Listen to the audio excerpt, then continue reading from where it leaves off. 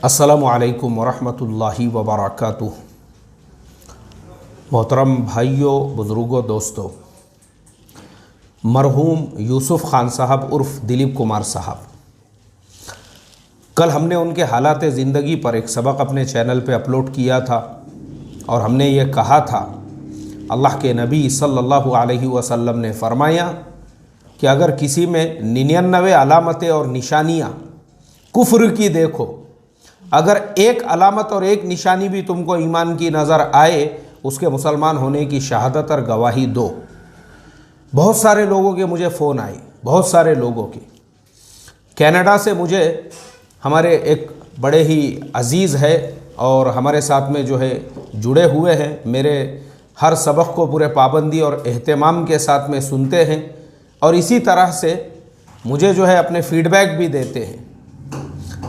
उन्होंने मुझे कल उसी वीडियो के नीचे कमेंट किया और उसके अंदर उन्होंने ये लिखा, मौलाना, मैं इस बात का शाहिद और गवाह हूँ 1991 के ज़माने में जब बोस्निया में मुसलमानों पे जुल्म और सितम हो रहा था, उस वक्त में मरहूम दिलीप कुमार साहब, वो उस वक्त के वज़ीर आज़म वीपी सिंह, उनके साथ उन्होंने कनाडा का सफ़र किया और कनाडा में उन्होंने बोस्निया के मुसलमानों के लिए चंदा इकट्ठा किया, चंदा जमा किया और वहाँ के मुसलमानों की उन्होंने मदद की। हमारे कनाडा वाले दोस्त ने इस तरह का जो कमेंट किया, आप देख सकते हैं उस वीडियो के नीचे। उसके बाद मुझे इंग्लैंड से एक साहब का फ़ोन आया और उन्होंने तफसीली मेरे साथ में बातचीत की उनके पूरे घर के ताल्लुक़ से, जो उनके ताल्लुक़ात उनसे और उनके घराने से थे। उन्होंने कहा, मौलाना, असल हमारी कौम का मसला ये है, बग़ैर तहक़ीक़ के यानी बग़ैर तहक़ीक़ के सिर्फ़ किसी इंसान की ज़ाहिरी वज़ाक़त और ज़ाहिरी ज़िंदगी नज़र आ रही है, बस उसी के ऊपर उसके ऊपर कमेंट कर दिए, उसके बारे में पता ही नहीं है। क्योंकि इंडिया में ये मिजाज बना हुआ है, बहुत से लोग जो अपने आप को ऐसा मजहबी ठेकेदार गुत्तेदार समझते हैं, उनको लगता है बस बाप का माल है, जिसको चाहे उसको इस्लाम से खारिज कर दो, जिसको चाहे उसको काफिर करार दे दो, जिसको चाहे उसको जो है अहले सुन्नत वल जमात से निकाल दो, जिसको चाहे उसके बारे में जो फतवा, इनके बाप का माल है ना, इनके बाप का नहीं, इनके बाप की मीरास है इनकी।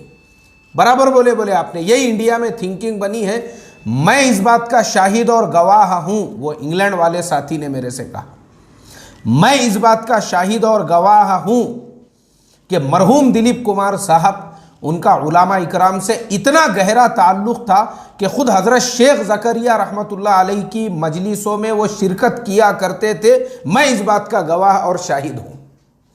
हज़रत शेख ज़करिया रहमतुल्लाह अलैह से एक मरतबा नहीं, कई मरतबा उन्होंने मुलाकात की।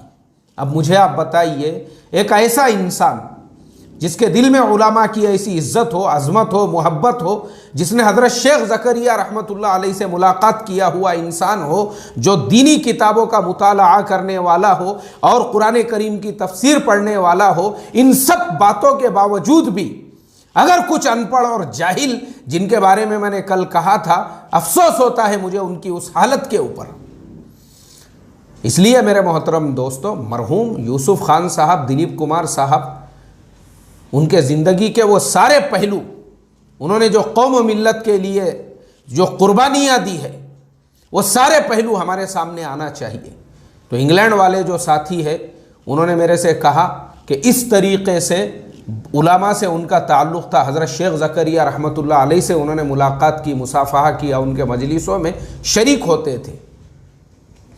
फिर उसके बाद इतनी बात उन्होंने बतलाई, फिर उनकी अहलिया का पीछे से आवाज़ आया, जो मेरे से बुज़ुर्ग बात कर रहे थे, उनकी अहलिया का, और उनकी अहलिया उनसे कहने लगी कि मौलाना को ये भी बताओ कि जो मरहूम दिलीप कुमार साहब, यूसुफ़ ख़ान साहब की जो अहलिया है सायरा बानो जी, वो एक ज़माने में एक्ट्रेस हुआ करती होंगी फिल्मों की, लेकिन आज की उनकी हालत ये है, पूरे एहतमाम से उनके घर के अंदर हदीस की तालीम होती है। अल्लाहु अकबर, ये शहादत पीछे से आ रही थी। उनकी अहलिया ने पीछे से आवाज़ देकर कहा कि मौलाना को ये भी बताओ कि मरहूम यूसुफ़ ख़ान साहब के घर में अल्हम्दुलिल्लाह हदीस की तालीम होती है। और फिर ये सब बातें तो मेरी उनसे कल हो गई। आज सुबह सुबह मैं अपने घर से ऑफिस के लिए निकला तो मेरे पड़ोसी है निसार सर, एक ज़माने में पूना कॉलेज के सीनियर प्रोफेसर्स में हुआ करते थे, अब रिटायर्ड हो चुके हैं। निहाल सर, निसार सर, ये दोनों मेरे पड़ोसी हैं। निहाल सर का तो कुछ महीनों पहले इंतकाल हो गया। वो भी माशाल्लाह बड़े खलीक थे और बड़े खुश मिजाज थे। मेरी रोज़ाना की मुलाकात सलाम कलाम उनसे हुआ करता था। अब निसार सर हयात है, अल्हम्दुलिल्लाह। निसार सर से भी मेरे बड़े अच्छे ताल्लुक़ात थे, आते जाते सलाम कलाम भी होता है, मुज़ाकरे भी होते हैं हालात हाजरा के ऊपर। निसार सर ने मुझे अभी अभी आते आते मुझे उन्होंने बतलाए, बोले मौलाना आपने मरहूम दिलीप कुमार साहब के हालात ज़िंदगी के ऊपर जो वीडियो अपलोड किया है, मैं आपको एक और थोड़ा सा आज का जो इनकलाब न्यूज़पेपर है उसमें से एक और आपको एक बात बतला देता हूँ। वो फ़ौरन अपने घर में गए और उन्होंने इनकलाब पेपर लेकर आए तो उसके अंदर एक ख़बर ये पढ़ने के लिए मिली कि मौलाना मोहम्मद तारिक मुरादाबादी, ये वो आलिम दीन है जिन्होंने मरहूम दिलीप कुमार साहब के बंगले पर 17 साल तक इमामत की। ये बात आप लोग जानते थे? पता थी आपको ये बात कि मरहूम दिलीप कुमार साहब उन्होंने अपने घर के अंदर ही, घर में ही जो उनके मुलाजिमीन हैं, जो उनके यहाँ काम करने वाले हैं और ख़ुद वो है और उनके रिश्तेदार और जो जितने भी लोग घर के अफराद होंगे, उनके लिए बाजमाअत नमाज का इंतज़ाम अपने घर पे ही किया हुआ था। वहीं पे उन्होंने घर में ही छोटी मस्जिद बना ली थी और वो उनकी जो मस्जिद थी माशाल्लाह वहाँ पे बाज़ाब्ता इमाम साहब तय थे।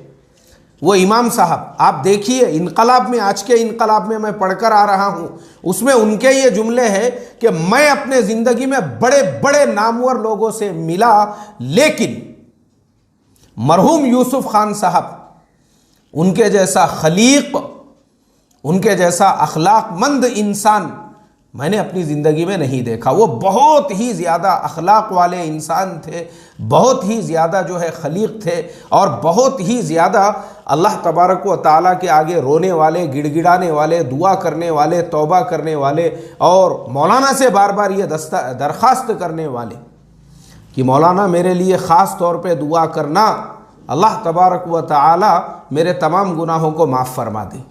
ये जुमले लिखे हुए हैं इनकलाब में।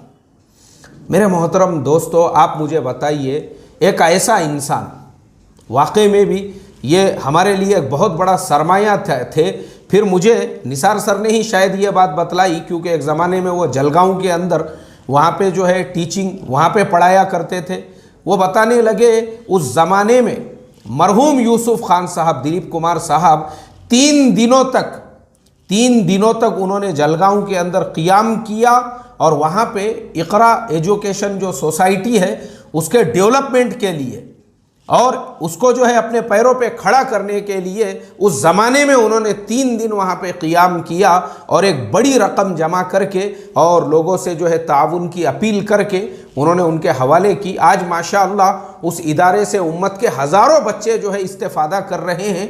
मैं समझता हूँ जो हज़ारों बच्चे वहाँ पे तालीम हासिल कर रहे हैं और अब तक जो लाखों बच्चे वहाँ से पढ़ चुके होंगे, उनके नामे अमाल में भी ज़रूर इसका सवाब पहुँचेगा।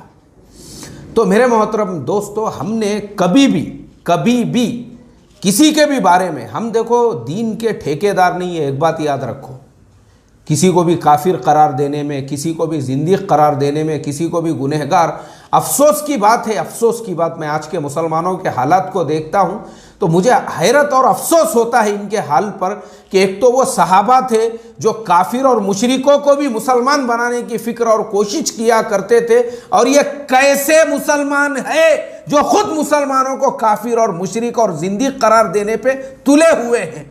अफसोस है ऐसों के हाल पे, अफसोस है, अफसोस। अल्लाह हिफाजत फरमाए। और हमारी दुआएं हैं मरहूम दिलीप कुमार साहब के लिए, मरहूम यूसुफ खान साहब के लिए। अल्लाह तबारक व तआला उनके कब्र पर करोड़ों रहमतों का नुज़ूल फरमाएँ, उनकी मग़फ़िरत फरमाएँ, उनको जन्नतुल फ़िरदौस में जगह अता फरमाएँ, उनके दराजात को बुलंद फरमाएँ। अस्सलामु अलैकुम व रहमतुल्लाहि व बरकातुहू।